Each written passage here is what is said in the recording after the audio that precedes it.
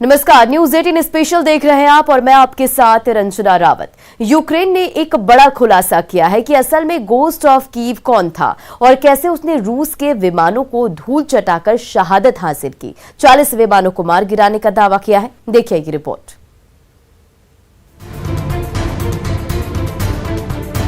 जब युद्ध शुरू हुआ तो लगा कि रूस की वायुसेना के सामने रूस की सेना बहुत जल्दी घुटने टेक देगी, लेकिन यूक्रेन के इस 29 साल के लड़ाके ने मानो कुछ और ही ठान रखा था।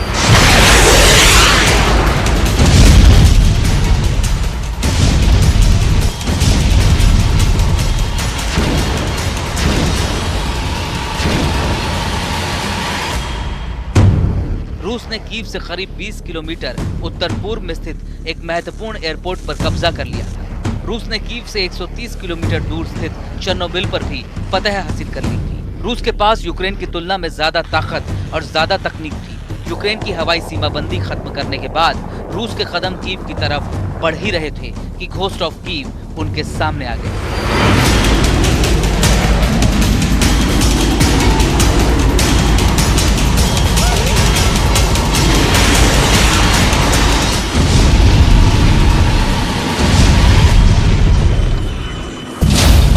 सोशल मीडिया पर चली खबरों के मुताबिक घोस्ट ऑफ कीव ने रूस के 6 फाइटर जेट्स को युद्ध के पहले ही दिन मार गिराया, जिसमें रूस के 2 सुखोई 35, एक सुखोई 27, एक मिग 29 और 2 सुखोई 25S फाइटर जेट्स शामिल थे। मिग 29 फाइटर जेट पर सवार यूक्रेनी वायुसेना के पायलट मेजर स्टीफन ताराबल्का ने अकेले दम पर रूसी वायुसैनिकों की नाक में दम कर रखा था। हालांकि कोई आधिकारिक जानकारी इस बात की नहीं है कि घोस्ट ऑफ कीव ने रूस के कुल कितने विमान तबाह किए, लेकिन दावों के मुताबिक मेजर स्टीफन ताराबल्का ने अपनी आखिरी सांस लेने से पहले तक रूस के 40 से ज्यादा लड़ाकू विमानों को मार गिराया था। यूक्रेन के पश्चिम में कोरोलिवका गांव के एक मजदूर परिवार में जन्मे इस लड़के के बारे में किसी ने नहीं सोचा था कि महज 29 साल की उम्र में ये वीर गति को प्राप्त हो जाएगा। मिग 29 से ही घोस्ट ऑफ कीव ने रूस के आधुनिक तकनीक से लैस कई विमानों को तबाह कर दिया। यूक्रेन के आसमान में भले ही अब घोस्ट ऑफ कीव के विमान के गरजने की आवाज ना आए, लेकिन यूक्रेन के इतिहास में यह नाम हमेशा के लिए अमर हो गया है।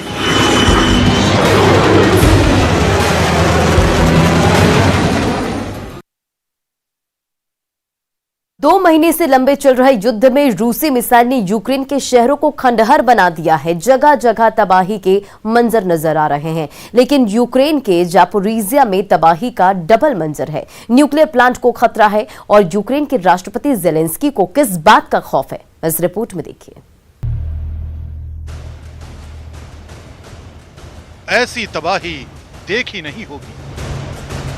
मकान, दुकान, खेल के मैदान सब ध्वस्त। रूसी सेना की मिसाइल ने बरपाया कहर।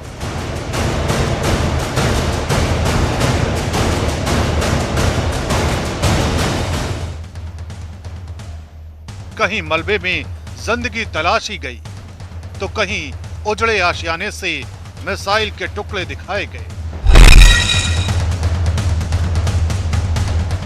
हैरान करने वाली तबाही का यह मंजर यूक्रेन के जापोरिजिया का है, जहां रूसी मिसाइलों ने ऐसा कहर बरपाया कि कई सालों तक इस इलाके में ऐसे ही सन्नाटा पसरा रहेगा।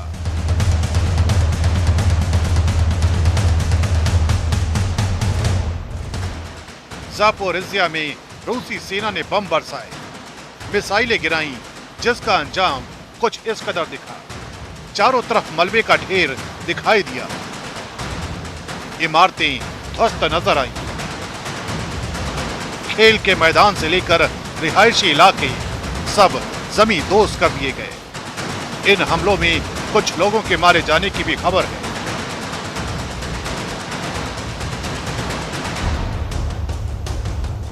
रेस्क्यू टीम मौके पर डटी दिखाई दी।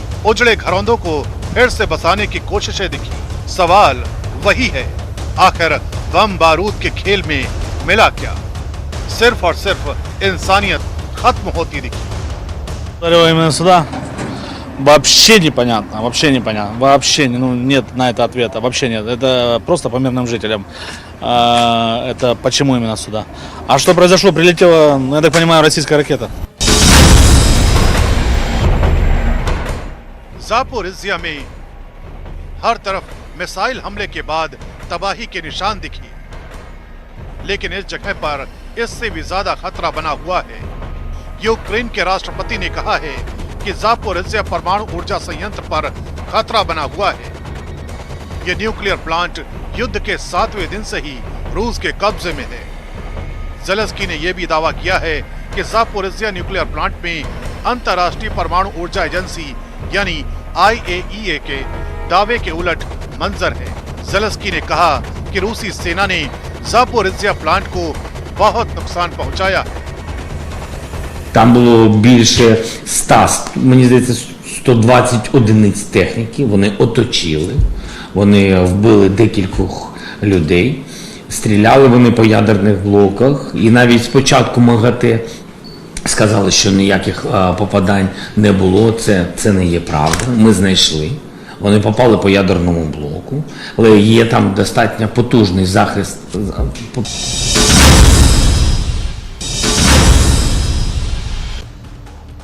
जापोरिज्जिया यूरोप का बड़ा न्यूक्लियर प्लांट है और यूक्रेन की सबसे बड़ी ताकत भी। दावा है कि यह यूक्रेन की बिजली का लगभग 25% हिस्सा बनाता है। शायद इसी वजह से ज़ेलेंस्की ने अंतर्राष्ट्रीय परमाणु ऊर्जा एजेंसी से गुहार लगाई है कि वो जल्दी से जल्दी रूस के नियंत्रण से जापोरिज्जिया न्यूक्लियर प्लांट को मुक्त कराएं। लेकिन ज़ेलेंस्की को उम्मीद नहीं है कि ऐसा हो सकता है। І тому на сьогодні технічно ми ситуацію контролюємо, але це також більш-менш, тому що там ходять бойовики. Бойовики, вони ходять зі зброєю абсолютно, вони знаходяться на цій території. Інша справа, що вони нічого не розуміють, що там відбувається, абсолютно.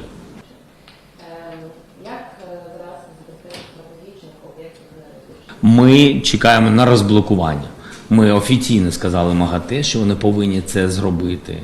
Я бачу, скажімо так, публічно, і він приїжджав, пан Гросі, що він каже, що він хоче це зробити, але я не бачу поки що у них є такі можливості розблокувати нашу атомну електростанцію. Безпеки для України.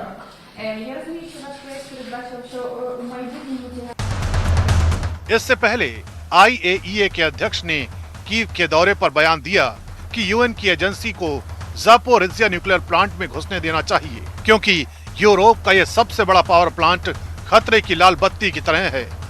मतलब IAEA के अध्यक्ष यूक्रेन को सावधान कर रहे थे।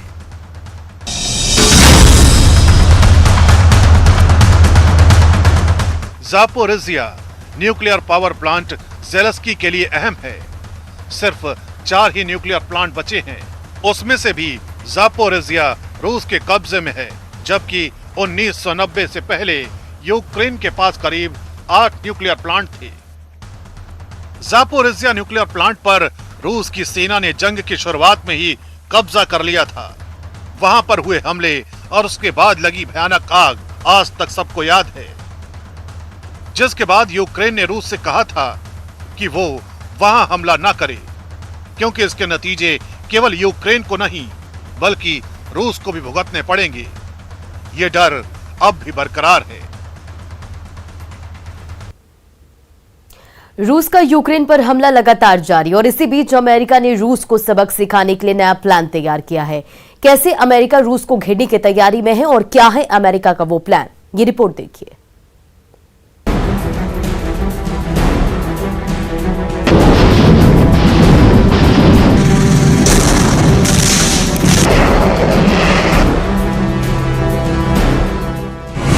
बाइडेन का पुतिन को घेरने का प्लान।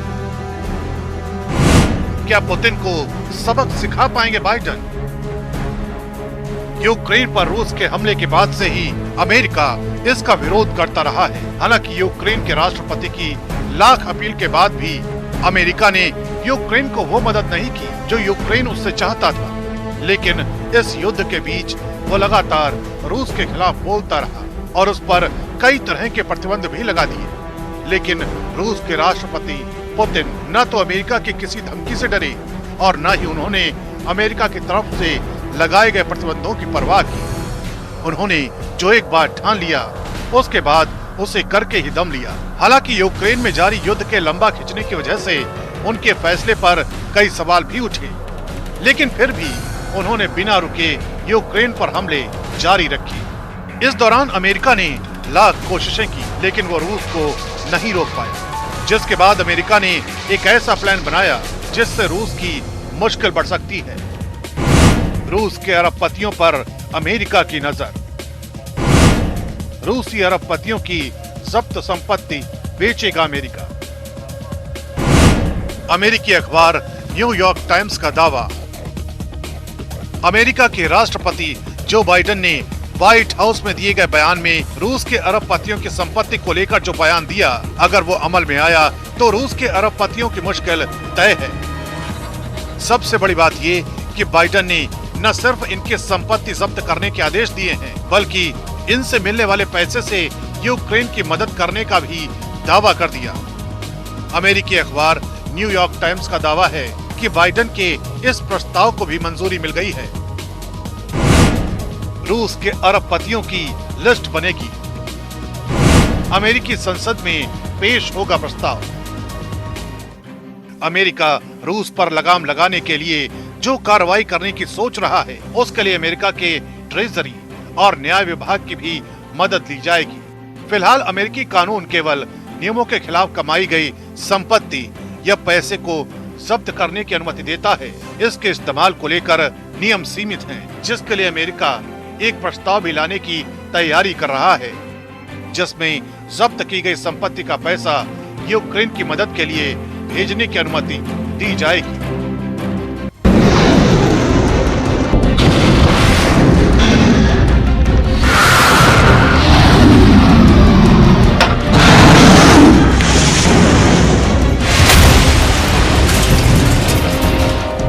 का ये वीडियो महायुद्ध की 66 दिनों की कहानी का सबसे बड़ा टर्निंग पॉइंट है। इस वीडियो में दिख रहा है कि समंदर के नीचे से निकलती मिसाइल अपने टारगेट को ध्वस्त करने के लिए तेजी से बढ़ रही है।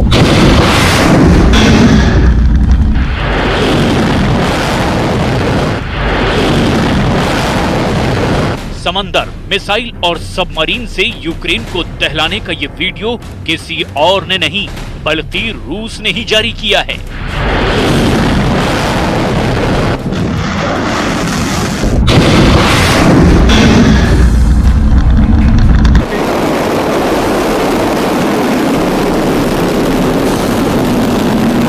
यानी जो रूस जमीन पर अपने टैंकों से, आसमान से, अपने फाइटर जेट से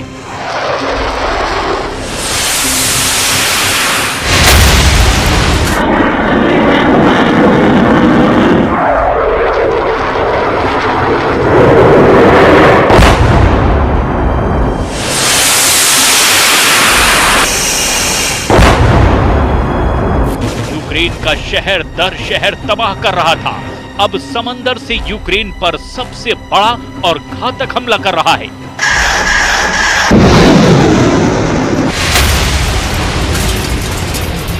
मैसेज बिल्कुल लाउड एंड क्लियर है, बहुत हो चुका, अब यूक्रेन को घुटने टेकने ही होंगे।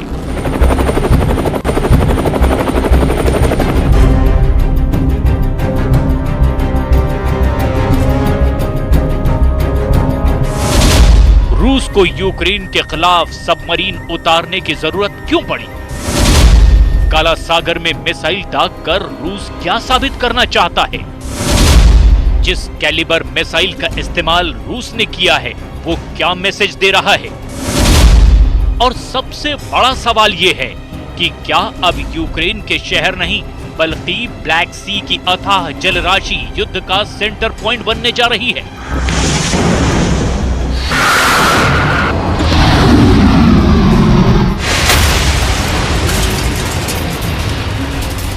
इन सवालों का जवाब थोड़ा उलझा हुआ है और इसके लिए सबसे पहले आपको समझना होगा उस कैलिबर मिसाइल की क्षमता को जो ब्लैक सागर के सीने को चीरते हुए यूक्रेन पर बरसा।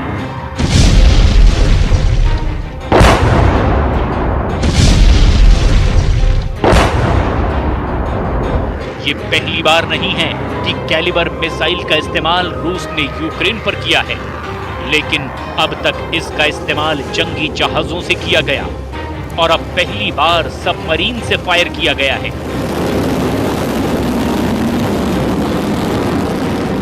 और एक तरफ जहां रूस यूक्रेन युद्ध में अमेरिकी जासूसों की एंट्री से रूस पर बड़े खतरे की बात कही जा रही है, तो वहीं पुतिन के दोस्त किम जोंग उन ने अमेरिका को बड़ी चेतावनी दी है। रिपोर्ट देखिए।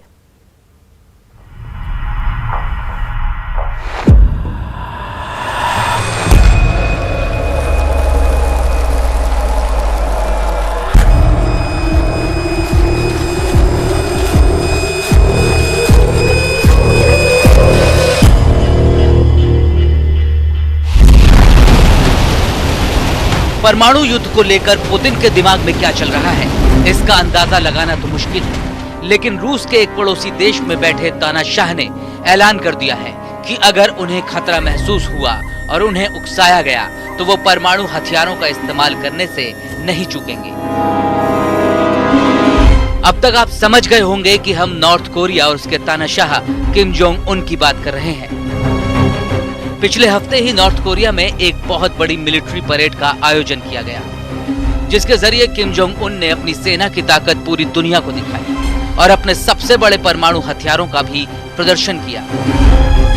इनमें लंबी दूरी की वो इंटरकॉन्टिनेंटल न्यूक्लियर मिसाइलें भी शामिल थी जो अमेरिका के शहरों पर हमला करने में सक्षम है, और वो कम दूरी की मिसाइलें भी इसमें शामिल थी जो नॉर्थ कोरिया के सदियों पुराने दुश्मनों यानी दक्षिण कोरिया और जापान पर हमला करने की ताकत रखती है।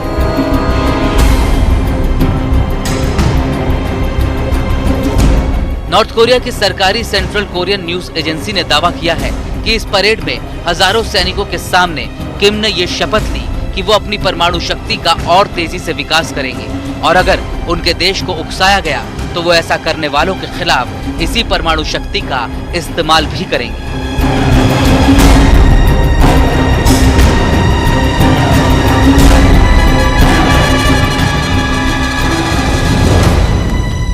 किम ने यह बयान कोरियाई सेना की स्थापना के 90 वर्ष पूरे होने के मौके पर आयोजित एक परेड के दौरान दिया। जाहिर है नॉर्थ कोरिया के तानाशाह का इशारा अमेरिका, रूस और जापान जैसे देशों की तरफ था। किम चाहते हैं कि ये देश स्वीकार कर ले कि नॉर्थ कोरिया एक स्वतंत्र और परमाणु शक्ति से संपन्न देश है। नॉर्थ कोरिया के पास अमेरिका, चीन और भारत के बाद दुनिया की चौथी सबसे बड़ी सेना है, जिसमें करीब 13 लाख सक्रिय सैनिक हैं। इसके अलावा नॉर्थ कोरिया के पास 6 लाख रिजर्व सैनिक भी हैं।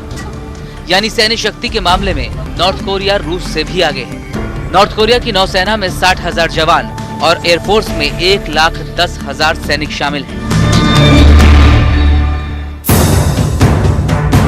नॉर्थ कोरिया के पास 3,500 से ज्यादा टैंक्स, 545 एयरक्राफ्ट्स, 73 पनडुब्बियां और 31,500 से ज्यादा आर्टिलरीज है। दक्षिण कोरियाई सरकार की एक रिपोर्ट के मुताबिक नॉर्थ कोरिया के पास 2,500 से 5,000 टन तक के केमिकल हथियार भी हैं, और ये दुनिया में केमिकल हथियारों के सबसे बड़े जखीरे में से एक है। इसके अलावा ये भी दावा किया जाता है कि नॉर्थ कोरिया जैविक हथियारों के निर्माण पर भी काम कर रहा है। नॉर्थ कोरिया के पास हवासोंग 14 नाम की एक ऐसी मिसाइल भी है जिसकी रेंज 8 से 10,000 किलोमीटर तक है, और ये अमेरिका के कई शहरों को निशाना बना सकती है। इसके अलावा हवासोंग 15 नाम की मिसाइल की रेंज 13,000 किलोमीटर तक है, और ये पूरे के पूरे अमेरिका में कहीं भी किसी भी शहर पर हमला करने में सक्षम है। नॉर्थ कोरिया के पास 1500 से 2000 किलोमीटर तक मार करने वाली मिसाइलें भी हैं, जो जापान और साउथ कोरिया जैसे देशों को आसानी से निशाना बना सकती हैं। लेकिन उत्तर कोरिया के जखीरे में शामिल सबसे खतरनाक हथियार है थर्मोन्यूक्लियर बॉम्ब्स। इन्हें हाइड्रोजन बॉम्ब भी कहा जाता है। 2017 में नॉर्थ कोरिया ने पहली बार ऐसे ही एक हाइड्रोजन बम का परीक्षण किया था, जो हिरोशिमा पर गिराए गए एटम बॉम्ब से भी 6 गुना ज्यादा शक्तिशाली था। जिस जगह पर इस बॉम्ब का परीक्षण किया गया था, वहां रिक्टर स्केल पर 6.3 की तीव्रता वाला भूकंप आ गया था। यानी नॉर्थ कोरिया की सैन्य ताकत को कम करके नहीं आंका जा सकता। और यूक्रेन रूस युद्ध के बीच किम जोंग उन अपने लिए एक मौका देख रहे हैं। वो साफ कर चुके हैं कि यूक्रेन में जो भी हो रहा है उसके लिए अमेरिका जिम्मेदार है। ऐसी ही सोच चीन की भी है। चीन, रूस और उत्तर कोरिया तीनों परमाणु शक्ति संपन्न देश हैं। ऐसे में दुनिया के पटल पर इन तीन देशों से बना एक नया गठबंधन उभर सकता है, जिसका एक ही दुश्मन होगा और वो है अमेरिका।